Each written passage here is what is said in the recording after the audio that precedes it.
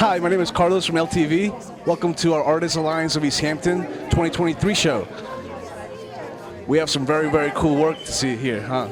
A lot of sculptures, a lot of paintings. We have acrylic, watercolor, pencil. We even have some like wood with just thrown on paint, which is very, very cool. Let's check it out. Wow, so I'm just admiring this work, and just like I like all the purples and the darker and like in the theme of the woods. First of all, what inspired you to paint something like this? Sure. So I'm Donna Corby, and I paint primarily trees, primarily in squares, so they can be smaller, this size, or even bigger, like 40-inch. But I gather my inspiration from my morning walks. I walk every single morning. I live in Montauk. Whether I walk on the beach or in the woods, I walk, and I walk in the morning, I walk at night. So I always get different lighting and colors that just kind of pop out. So they're not realistic, but they're definitely influenced by the colors I see. Yeah, it's almost like a sunset, almost like a Twilight is actually, the sun was just starting to go down. Yeah. It's very nice. Do you always do you use acrylic, or do you use any other forms? Always use acrylic. Sometimes I take a picture just to capture the zoom in or the shapes, but I don't transfer a photograph. I just get inspired by it and take it from there. Okay, nice. Do you have any other work here that you show? I have two other big squares inside. Sure. Cool. Wow, Donna, these are very, very cool. I like these, like again with like the sunset, almost like the sky in the background, and like these brushes. Is this also Montauk or like around here? No. So interestingly, this is from a trip I made to Africa and Cameroon about 7 years ago. Oh, wow. And the plant life there was some similar, but mostly different. But it was the color of the dirt and the sky and the shrubs. It was just magical. So this is a little different looking from my other work. Right. And this one, what about this one? This one was done during the height of COVID when we were all locked at home or working from home if we could. And even though I went on walks, I think I was starting to get a little craving society and people more. But so these trees have a little bit more of a unusual twist and turn and color palette. Yeah, so that's like why they're type, right. They're called COVID day trees. Okay. So it's very cool. Awesome. Thank you. Hi, Ursula. I was looking at your artwork, and it's like some Japanese work or something like that, right? In Japanese, it's called sumie, which means ink, because they use a lot of ink, mostly ink. But the Chinese use watercolors, and so do the Koreans and everybody. And I mix it. I mix the watercolors with the ink. And basically it's done on rice paper. On rice paper? And once it's on the paper, you can't change it. Remind me your name again, I'm sorry. Ursula, what's your last name? Thomas. Thomas, okay, wow. And do you go to Japan at all? Or No, I studied in New York with a Chinese master. Oh, wow. That's how I started. And since then, I've been studying with several other masters. That's what they call them, the teachers in Chinese, yeah. And, it's a discipline. It's not just an art form. It's a discipline and a philosophy, And the Chinese brush painting, it derives from calligraphy. Right, okay. Since some of the writings what do the writings mean? These two stamps, because Chinese masters, they don't sign their paintings. They put their stamp, and the stamp could mean anything, not even their name.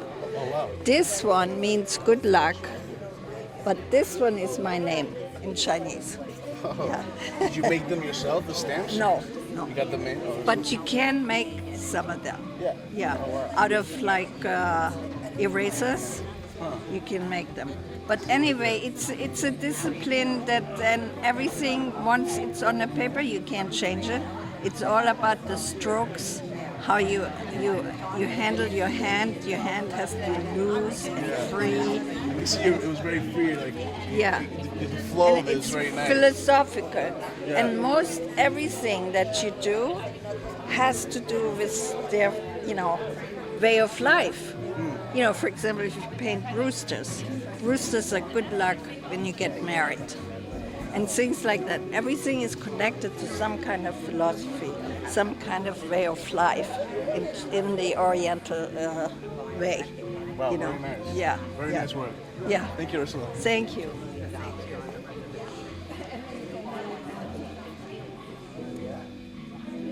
Very cool.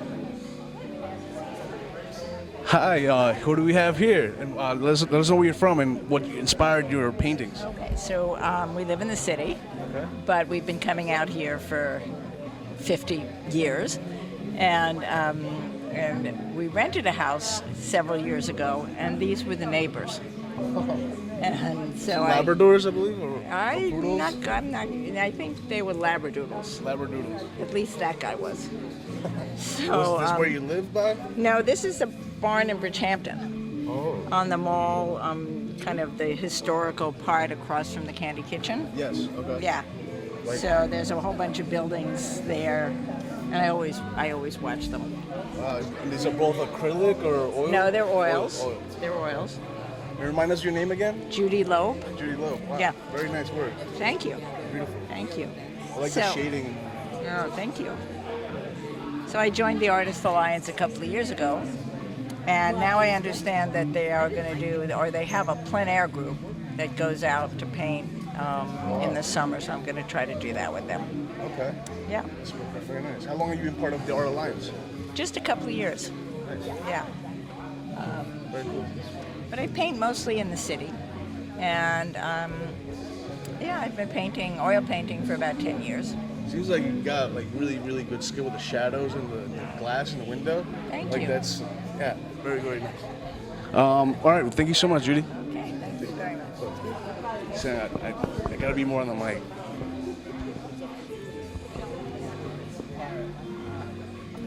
Hi, and who do we have here? These are beautiful paintings. Right, over here. thank you. What was your name again? My name is Rosa Hannah Scott. Nice. And where did you get the inspiration for these paintings? This is like That's at Southampton? Main Beach, East Hampton. Okay. And it's my daughter-in-law and my granddaughter. Were they on? Actually at the beach, and I took a picture of them, and I decided then that I would paint it. Oh wow. Okay. And this is you painting over here? Now this picture is when I was going for a ride in Virginia with my husband, and I saw this man out there painting. And I said, look at that. And sure enough, I took the picture. I don't know who it is or what, but I love it. Yeah. Oh wow. So that's your actual picture. I thought That's it my was. actual I thought it was you painting. No, But- that's a. Yeah, does I look like don't a even man. know who it is. But I think it's great when you see people like that, you know? And I was able to take the picture. He was driving right there. Stop. Yeah. Well, it's very cool. And you've been part of the Art Alliance for a while? Or you Many just- years when they first started. What was Don't say how many years ago either. what was one of your what was one of the things that drove you to join? The fact that, as I said, I was living in Virginia for a while. And when I came back, I heard about the Artists Alliance. And I said, well, I got to join them too. I want to join them. Wow. Yeah. very cool. Yeah. Thank Thank you. you so much, Rosa. Beautiful You're work. welcome. You're welcome. Wow. So looking around here, I gotta say this is one of the farthest, most interesting work I've seen here so far. And I know you have a lot to say about this. Let us know what. And first of all, let us know your name. Yeah, Lance Corey. Okay. I'm a retired world history teacher. Wow. But I was copying Modigliani when I was 11. I'm a primitive. I never liked art classes, and I would never teach art, so forget about that idea. But yeah, my art reflects what's going on inside of me, my passions, my demons, my missions in life. And I've been known as doom and gloom since the 60s, but the current political situation the last 5, 6, 7 years has caused me to start grinding my teeth, and I lost a tooth in the spring of 17. This one is what are you up to? That I think applies to a lot of people. You know, like looking over their shoulder, they're getting caught doing something. Yeah. And then this one's the peril, which I find is very current. And like I said, I've been studying fascism and National Socialism since the age of 8, and I know exactly what it is. And we're in interesting times, I can tell you that. And so my paintings, there's no chance of it not reflecting what's going on. Even my card, at least the card I got on me right now, is you ever play chess? Well, that's the red-nosed rook.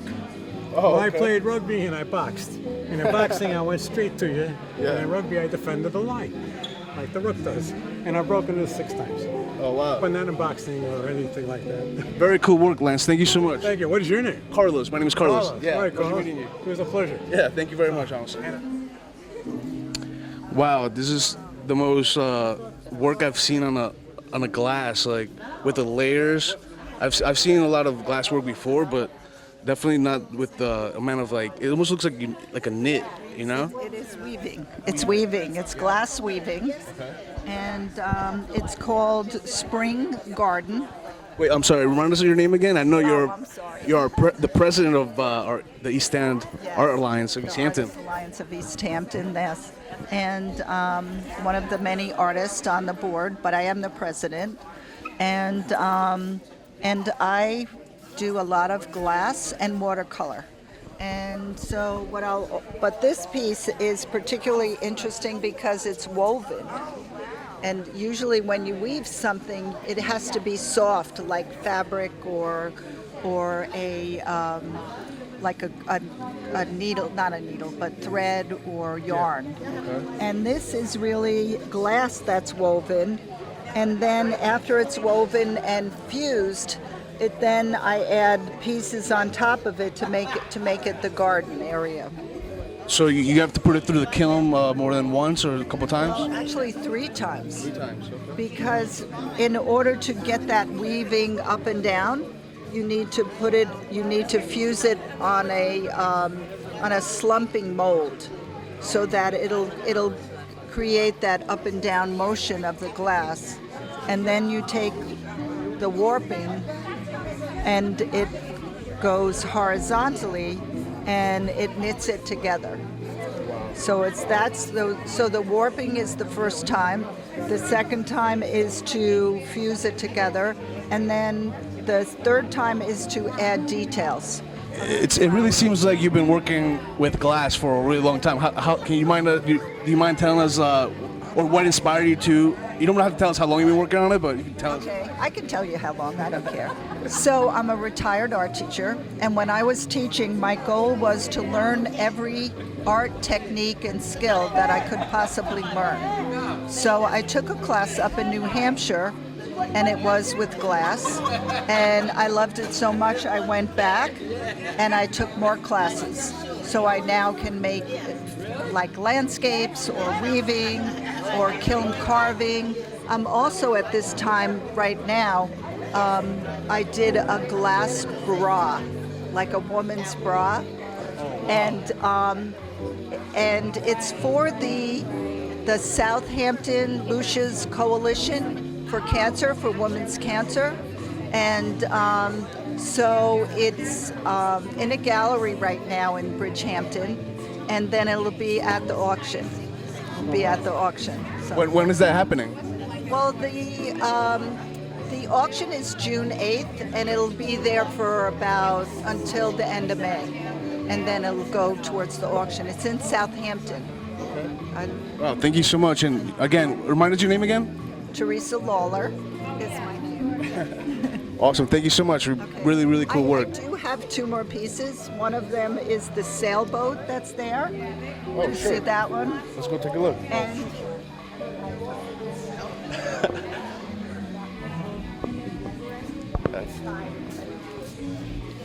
here's another glass piece that's woven, and this one has sails on it, so that the weaving, you can see I selected different shades of blue and then white sails on top. Is this something you get like on the spot? Like, do you paint this on the spot? It's not even a painting, but do you sculpt this on the? Like, do you get a picture of the location, or do you bring this from your own imagination? There's many, many different ways to create glass art, and in this particular one, I had some really nice blues, and so the blue reminded me of water, then the light blue of the sky, and then I wanted to make it a little bit more realistic, but not too realistic, so I added the sails to kind of enhance it. You really could tell that there's like what it really is from if you step back like maybe 5 feet. It's like it really does look like sails and the ocean, the waves. I added some clouds and things like that just to really give it interest. Very beautiful. Thank you. All right. Thanks so much. You're welcome. Thank you.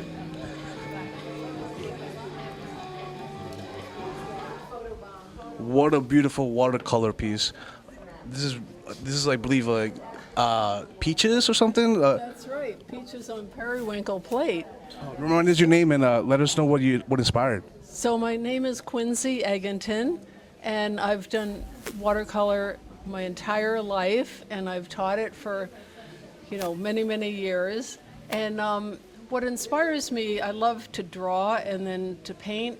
So I think when you're noticing this, there's a really close observation of the subject matter, and then with watercolor you have transparencies, and then you're able to build it up gradually to get the brilliance, but you're also able to have a bleed and to have the subtle I love how shadows. it bleeds into the page and just the colors transcend.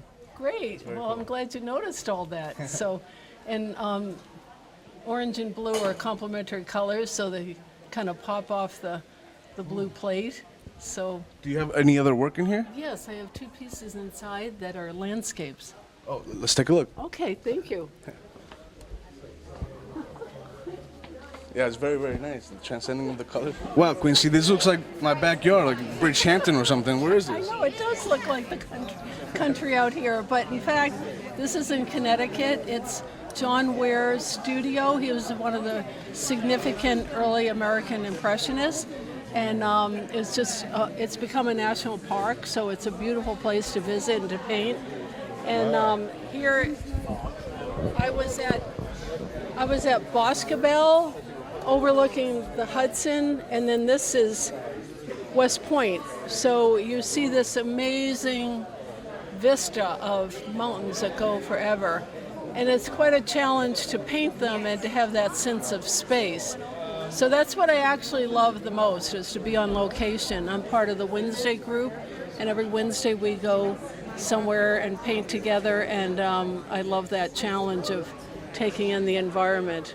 Wow, so do you set up with like your easel and everything like that? Or? To do watercolor, you tape your paper onto a board. So I actually sit there with my board, and I have all my watercolors to the side and go to it. And then usually I'm back in the studio developing the intensity of things. So there's only so much you can do when you're out painting the scene, but there's a lot more you do with watercolor to complete it, to enhance it. Wow, very nice. Do you, one more question? Do you like to paint more like landscapes or more like architecture or stuff like that? Oh, I love the beach. I've always loved the beach. I've done watercolor since I was a child, and I've loved the beach since I was a child. So being out here and either doing the beach or the local environments is what I love the best. Nice. Very nice. Thank you so much. Thank you. Wow, I really had to come up close. I didn't know if it was a photograph or a picture. Do you mind telling us your name and let us know more about your work? Sure. Joel Lefkowitz. Those are photographs. This one in the Netherlands was actually taken with film in 1966. That's I can't even think fast enough to figure out how many years ago that was. 66. Yeah. It was digitized and then printed on canvas to give it sort of a feel as a painting. The feel of a painting really comes primarily from the subject matter.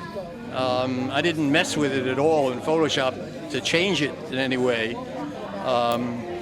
Whereas this one I did. This one also. You see, like the colors kind of pop out more on top. Cezanne might have done that had he been on the Ganges in 2009.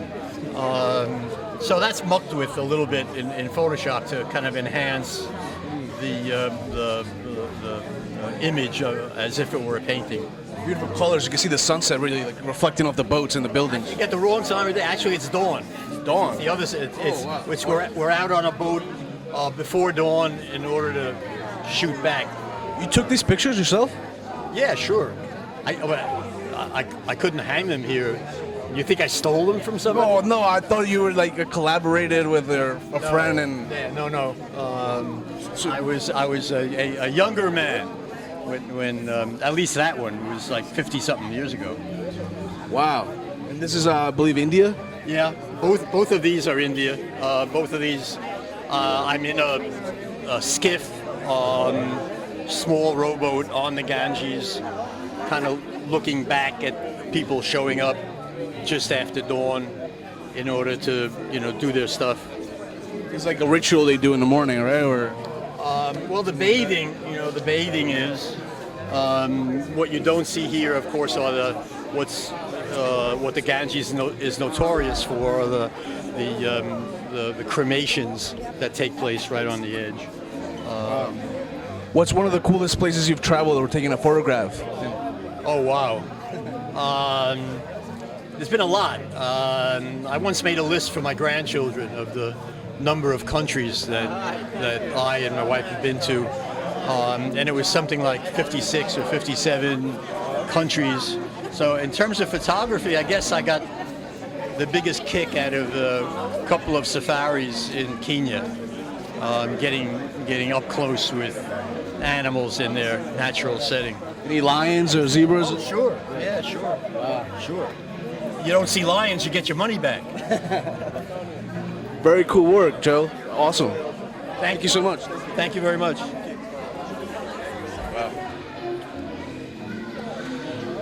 Wow, this is very, very cool. It's like a weaving pattern, almost like it looks like almost like all squares put together. It is. It's a collage, and it's quilt patterns. Oh wow!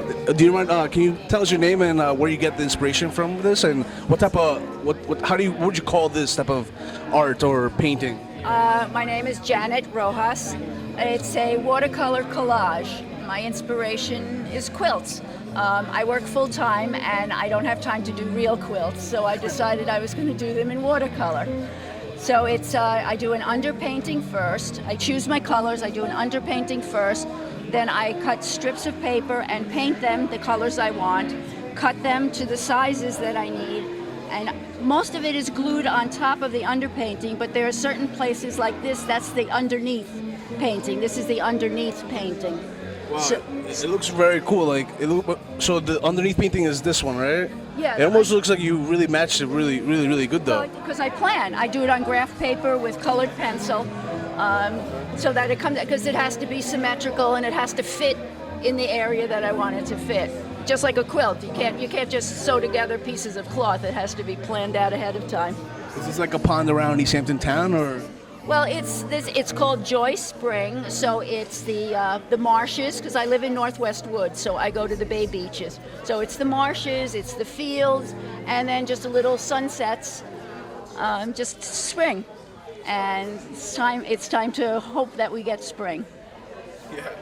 And this is it's like the ocean, It's sky. that one called Summertime Blues. So it's mostly sky. It's also ocean. There's some green fields, and it's the same thing. I did an underpainting first, and then I left bigger areas of the underpainting to show through. Like this is the underpainting.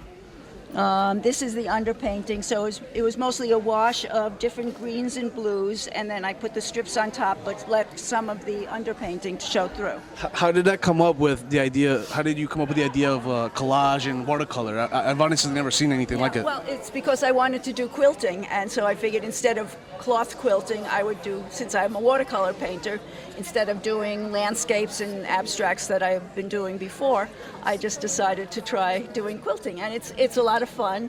It's mental because you have to plan it out, but I really enjoy doing it. It does seem like a lot of work, and I'm sure you're inspiring a lot of other people. Have you seen other artists pick I never saw anybody do quilts like this, and I think it's a different idea. We're always looking for something a little different, not do the same old all the time. Well, this is definitely by far much more different than I've seen in watercolor. Yeah, well, thank you. Yeah, it's a lot of fun. I enjoy doing it very much. Wow, this is. I'm astonished right now. I'm like mind-boggling. I don't even know what kind of materials you've used for this. We have the artist right here in front of us. Can you please let us know your name and what materials you use and inspiration? Hey, Carlos. Sure. My name is Michael Cardicino. I'm a sculptor and artist. I work in several different mediums, but this is one I've been working in for a couple of years now, developing and using new technology to create these kinds of sculptures. This one in particular, the base of this is a photopolymer resin, 3D printed. And then that printed material gets plated, metal plated. And this one, of course, is copper. You can put different materials on it, but the base coat is always copper. So I actually have a team of people helping me because this is intense labor, just like so many hours of labor. And heavy work, I'm sure. It is. It becomes almost like a film director in a way. I have a vision, an idea, and I want to make it happen. And I find experts in different areas to help me get that to happen. I have a graphics person that helps me with the 3D modeling. I have an engineer that reviews it. I have these people who do the plating and so forth, and others. And some of the people who manufacture the machines are pretty amazing. What is your message behind it? Well, the message is kind of open. She is the goddess of love. She's Ishtar, an Aphrodite, and in this case, she's about to post online. This is a new goddess, and she wants you to follow her, love her, like her, worship her on Instagram. And you can see she's in a very seductive pose. I mean, she's twerking, and it's a real come-on kind of thing. However, in the moment of her desire to post, she's turned away. You can see that her eyes are not looking at the camera anymore. Wow, I gotta check this out because I just noticed that it says not self. Like if you take a look at that, I thought it was on for a second. But that's very cool. Is that a snake on her hand? It is. It's on her left arm. And that is somewhat an homage to the ancients, the sculptors. You know, in Italian, the word sinistra means left hand. And of course, in those days, left-handedness meant with the devil, evil. Somebody called you left-handed or gave you a left-handed whatever, you know, the Italian salute. It would be, you know, kind of a bad thing. So, and on her right arm, if you look at that, if you look in the crook of her elbow, it says love and compassion. So she's sort of balanced with this hatred and anger that's text on the snake. And in her right arm, of course, she has that love and compassion. However, at this very moment, she's realized something, a realization, rather an epiphany. So on the phone it says, not self. Now, of course, posting online, she's almost looking in a mirror, as we all might do when we're posting things. We want me, I, to be known. But she's come up with this thing that's come into her mind that said, there is no me. I've had this understanding that the thing that I made all this time doesn't really exist. It's just a very brief moment, and that's the moment we've captured her in this movement of her twerking.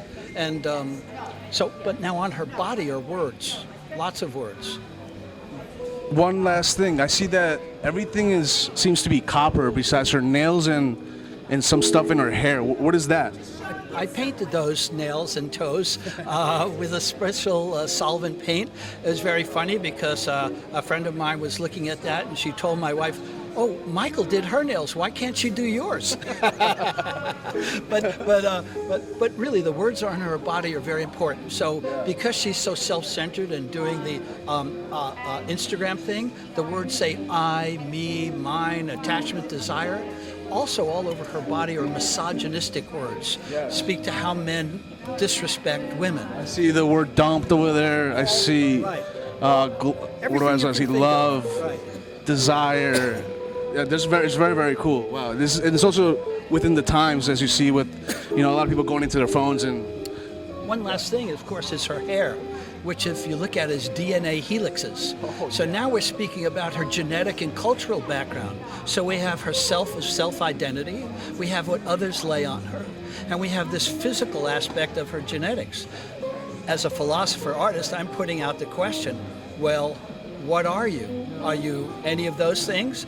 I made her empty inside because not self, she realizes that this thing is just an apparition. She's made it up psychologically. Now that comes from a deep philosophical practice of the Buddha, of which I'm a student of. It sounds like you know a lot about like philosophy and other aspects of art. And do you specify another, or you specialize in other studies? Not particularly, but I love mixing technology, science, philosophy. Those things all meld in together with my artwork. So, and I think she's sort of the culmination of new technology, ancient ideas, and new ideas, of course. Very, very cool work.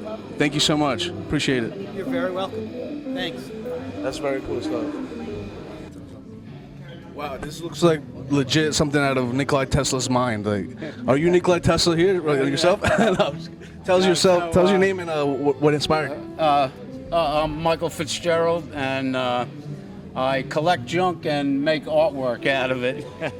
So this was one of my bigger projects, and maybe somebody will buy it, and if they do, I can collect some more junk and make some more art. So that's the story, yeah. Sorry, is this self-powered? It looks like it's almost like self-powered. No, the only thing that is functional is the eyeballs, the portholes there, and the rest of it is just representational. You know, I mean, it looks like, this is like the intestines and maybe some other internal organs. And this is the powering, here's the motor, and it goes back to the propeller. And actually on the other side, there's a carburetor and a muffler, you know, so it kind of, and a gauge, you can't see it, it's on the other side. There's a big old gauge that's stuck in the like 100-pound per square inch position, but it doesn't turn on, does it? No, that's it. No, it just kind of sits there and looks funny, you know. Very cool. That's it, yeah. How long have you been working on sculptures like this? I like doing it. I do it in my spare time, and this one took quite a while. This took maybe, I would say, 50, 60 hours to build this. This is all hammered copper. It's got a copper tubing frame in there, and it's riveted, you know, so it's a little bit tedious. It took some time, so. Is this one of your biggest pieces, or? Yeah, that's the biggest one I've done. What does your smallest look like? And over here, this is the elephant, and I call it the electrophant, and it actually sold. I'm really happy. I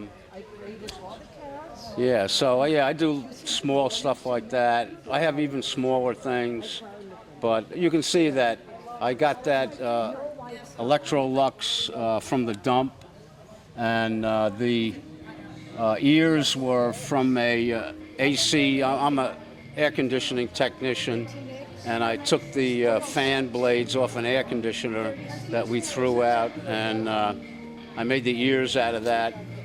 And I forget where I got that with a trunk from, but that's basically 4 pieces of junk put together to make an elephant, you know?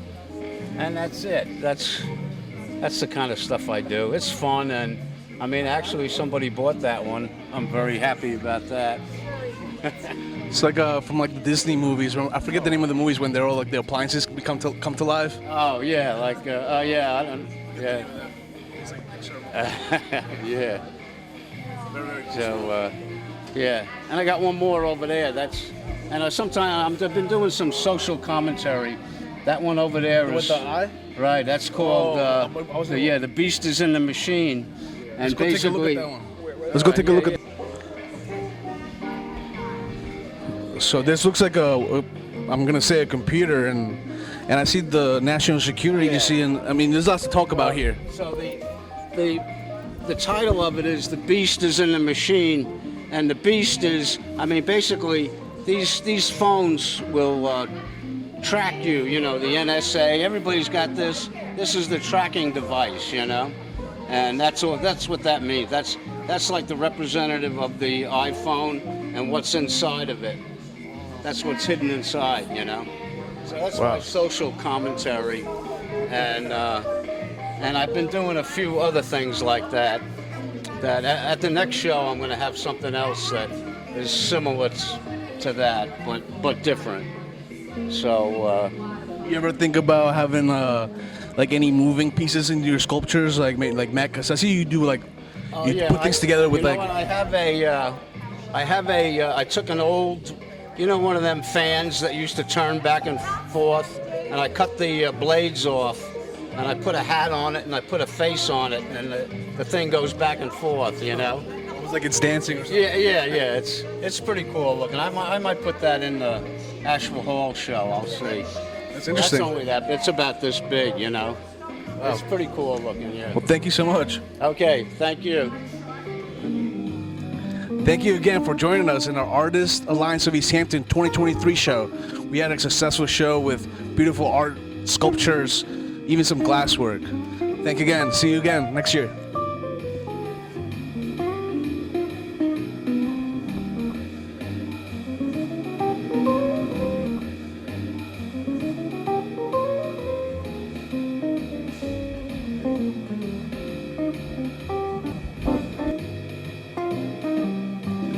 Thank you again for joining us on our artist.